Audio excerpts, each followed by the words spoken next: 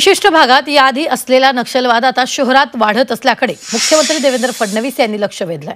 नक्षलवाद संविधानाचं नाव घेतो, मात्र सरकारी संस्थांबाबत संशय निर्माण करतो, अशी टीकाही देवेंद्र फडणवीसांनी केली आहे। तसंच नक्षलवाद अराजकतेचे विचार तरुण पिढीत रुजवतो, असाही आरोप फडणवीसांनी केला। तर विधानसभेत बोलत असताना त्यांनी हे विधान केलं। नक्षलवादी भारताच्या संविधानावर आमचा विश्वास नाही, भारताने तयार केलेल्या लोकशाहीवर आमचा विश्वास नाही, भारतीय संविधानाने तयार केलेल्या कुठल्याही संस्थेवर आमचा विश्वास नाही आणि म्हणून आम्हाला पॅरलल राज्य तयार करायचे।